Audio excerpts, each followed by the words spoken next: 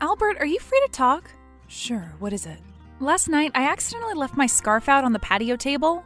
When I went to retrieve it this morning, it was gone. I searched the whole yard, but I couldn't find it. I'm sorry to hear that. Would you like me to get you another one on my way home? I'm pretty sure I can find something similar. No, that's okay. Turns out the wind had blown it away last night. I found it high up in the tree branches. Oh, good. Is that all you wanted to talk about? No, I'm afraid not. When I was going through the security camera footage from last night to figure out what had happened, I came across something peculiar. Is that so? What did you come across? At around 4 a.m., I saw you leaving the house. Are you sure that was me on the footage? You tell me. Was that really you? Did you leave the house last night?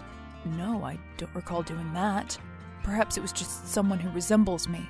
Are you saying a stranger was at our house? It's a terrifying thought, isn't it? What if it was a burglar? We need to investigate this. Yes, I agree. We should definitely do that. Should I call the police? There's no need to do that just yet. I'll take a look at the footage myself. For all we know, it could have been one of our neighbors trying to get home. I guess that's possible. It was pretty dark, so it's a bit hard to tell. Don't worry about it, honey. I'll make sure to get to the bottom of this. Have you managed to get the scarf out of the tree? You should probably refrain from using the portable ladder until the winds have calmed down. I know, I'll get it some other time. But are you absolutely sure the man in the footage couldn't have been you? Don't you think you'd have noticed if I got out of bed in the middle of the night? You've always been a light sleeper. I couldn't have left the house and returned without you noticing. I suppose that's true. Of course it is. Please, try not to think too much about this. I'll take care of this once I'm back home. Until then, just try to stay calm and go on about your day as usual. All right, I'll do that. Thank you.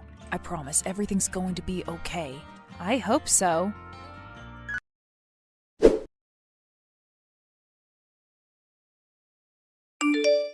Good afternoon, Ronald. I hope you're doing well. Good afternoon. I'm doing fine, thanks. This is a little awkward, but I was wondering if you could help me with something? Of course, I'm always ready to help. This is what neighbors are for, right? I'll be over as soon as I get back from work. Albert was so kind as to help us shovel the driveway this morning. I'd like to return the favor.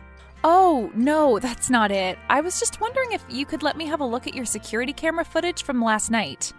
There's something I'd like to check. Why? Did something happen?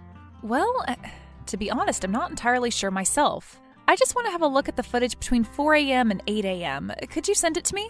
Sure, no problem. Thank you.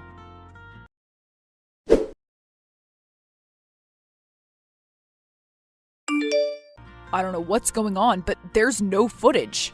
Sorry, what? What do you mean? It looks like the cameras went offline from 4 a.m. to 6 a.m. Really? That's odd. Does that kind of thing happen often? Not to my knowledge. It's true that we don't go through the footage every single day, but I've never noticed something like this happening before. Something's not right. Could you take a look at this? It's definitely Albert, isn't it? That does look like him, but what is he doing? Is he heading toward our backyard?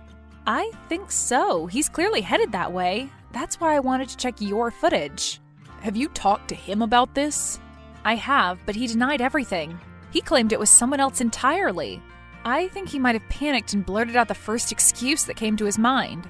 So you believe he could have something to do with our cameras being turned off? It's too big of a coincidence, don't you think so? I do. It does seem as though someone has deliberately shut them off. But wouldn't your husband have done the same to your cameras? I'm not so sure about that. He's always been the one in charge of those things. I don't think he even knew I had access to them. I see. But we still can't do much without proper evidence. What about the Garcia family? What about them? Their house is right across ours. Perhaps their cameras have caught something suspicious. Shall we ask them for help? I don't know. I'm not very close to them. But I am. I'll contact them and request the footage. We can analyze it and see what really happened. Hopefully there won't be any issues on their part. That would be great. Thank you very much for your help. No problem. Besides, this might concern my family too. I'd like to find out what caused the little technical difficulty. I'll let you know as soon as I get the footage. Thanks.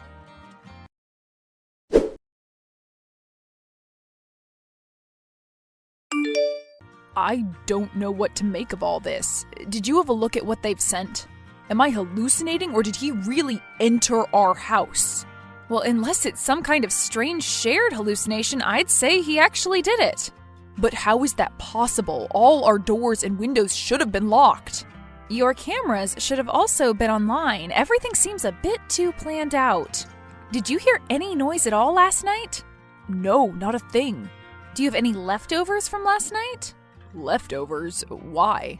It's just a suspicion. I usually wake up at the slightest noise, but these last 2 weeks, there have been a few times when I slept through the night. I wouldn't find that too strange, but I always go back to sleep restlessly the next day. An old friend of mine works at a lab. I was going to get the leftovers from last night and ask him for help. Naturally, I'd also get tested. Are you saying someone could have tampered with our food or drinks? It's possible. I'm already on my way to the lab. I can send you the address and you could come over for testing. I don't know what to say. If someone did do it, they need to be reported to the police immediately. Of course, but we have to gather evidence first. I'll get back home right away. Or should I ask Amy to bring them over? I think it's best that you do it yourself when the house is empty. But Amy never really leaves the house. Well, then we should get her to leave. What if Miss Garcia needed her help? She'd leave then, right? I suppose, but what if she tells her about me inquiring about their cameras? Good point. Then we need to find another way. Our daughter works at a nearby movie theater. I could ask her to bring her a warm winter coat since the weather's getting worse. All right, that could work.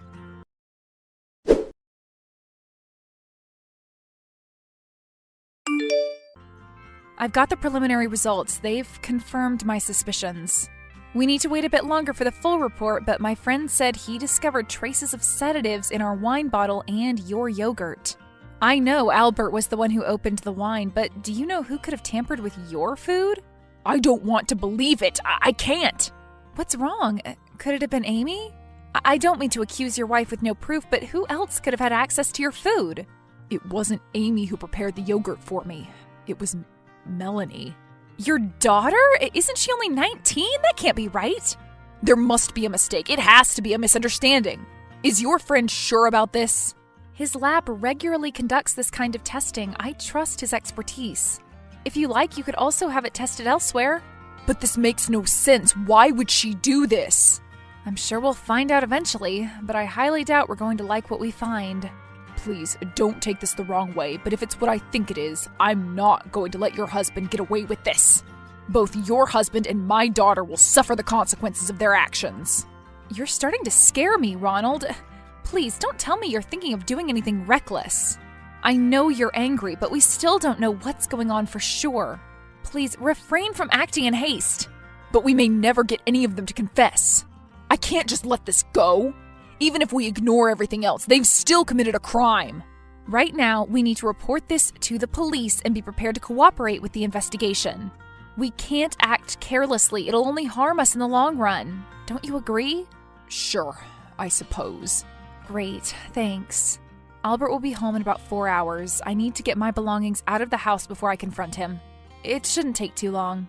Why don't you look for more clues in the meantime? As I said, I suspect it started around 2 weeks ago.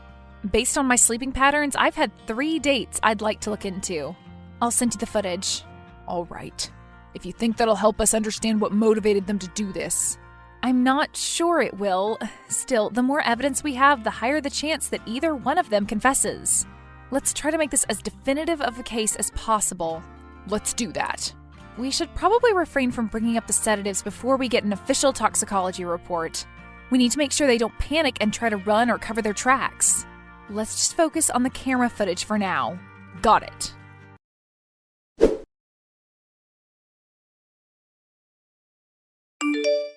Honey, where are you? I got you a present. It's a new scarf, just like the one you wanted. Don't bother looking for me. I know everything, Albert. I'm not coming home. I don't understand. What are you talking about? I saw you with your mistress. Aren't you the man in this photo? You should have an easier time recognizing yourself in the daylight. How did you get this picture? Was it sent to you by someone?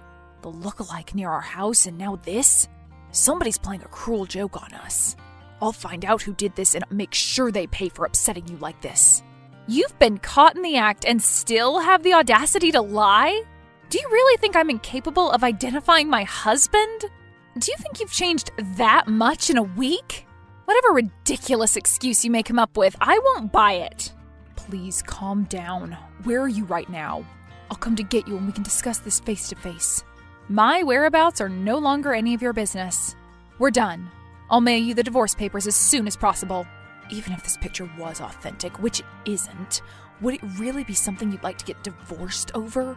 Is it really that difficult for you to take responsibility for your actions? I refuse to continue this conversation until you're ready to stop feigning ignorance. I had no idea you were this childish. Fine, I admit it. It was just a harmless kiss. Any reasonable adult would agree that it's nothing serious.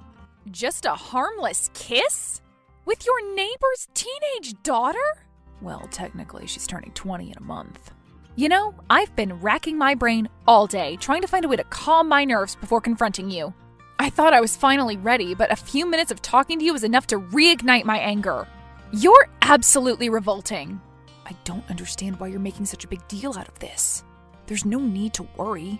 If I wanted to leave you for her, I'd have done it long ago. How long exactly? That's not what I meant, and you know it. The point is, you didn't have to pack your things and run off somewhere. You could have waited for me to come home and we could have talked things over calmly. This is just an overreaction. You can see that too, right? Unbelievable. I can't believe I wasted my young years being married to a lecherous, odious man masquerading as a loving, caring husband. How could you do this to me? I'm not sure what you want me to say. I'm the same man I was 12 years ago. Perhaps you should have been more observant. You have no right to shift the blame on me. Do you remember what I asked you right after you proposed? Of course. You asked me if I was sure I was ready for such a huge commitment. Exactly. We didn't have to get married. We were doing just fine as we were, but you insisted this was the logical next step. You swore you were ready. You promised me we wouldn't be just another divorce statistic. Back then, I really believed I was ready to be in a monogamous marriage for the rest of my life. But, you know, people tend to change over time. Sometimes everything aligns in an unexpected way, and you can't resist seizing the opportunity. Change is a part of life. You need to come to terms with that. If you wanted to see someone else, you could have told me. There was no need for any of this. We would have gone our separate ways, and you'd be free to live your life as this newly changed man. Instead, you had to destroy everything. I hate you.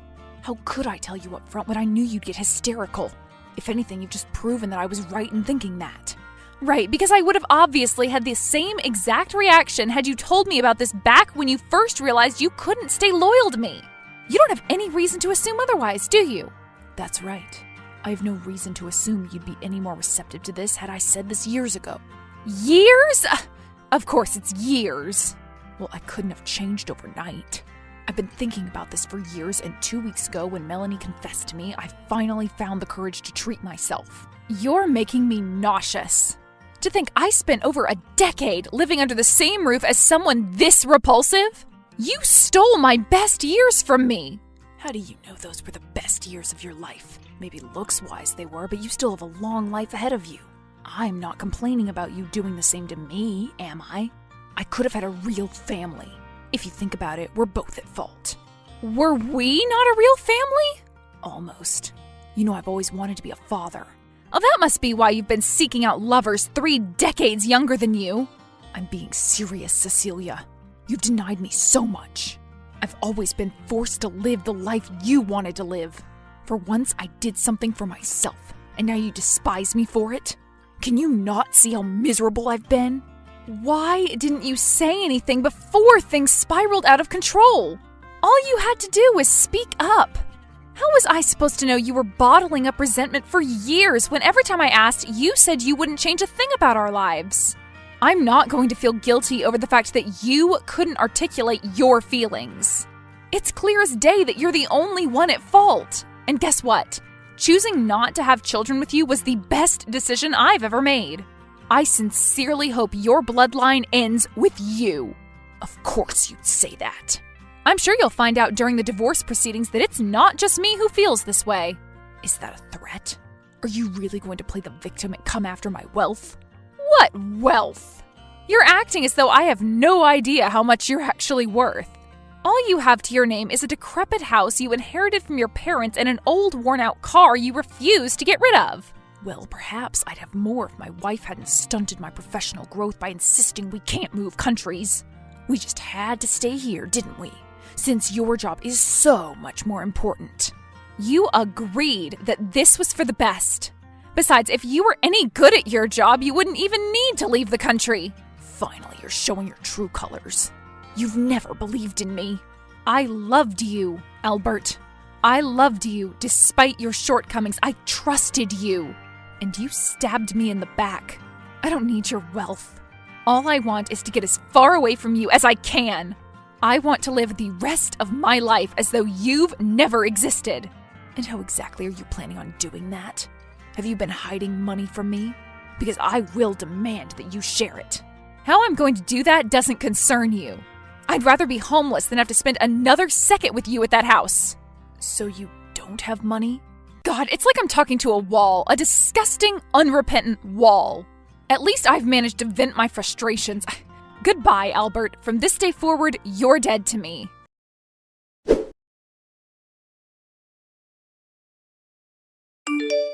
While I was arguing with my husband, Ronald and Amy confronted Melanie.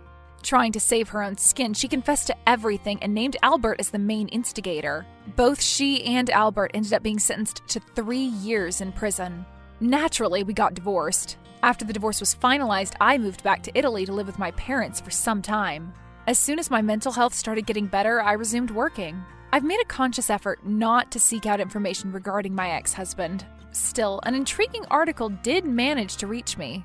Apparently, a year into Albert's prison sentence on New Year's Eve, a wayward firework ended up setting our old house on fire. Ronald said the fire was ruled an accident, but he considered it bad karma. I couldn't bring myself to question him further. I hope they can also find peace.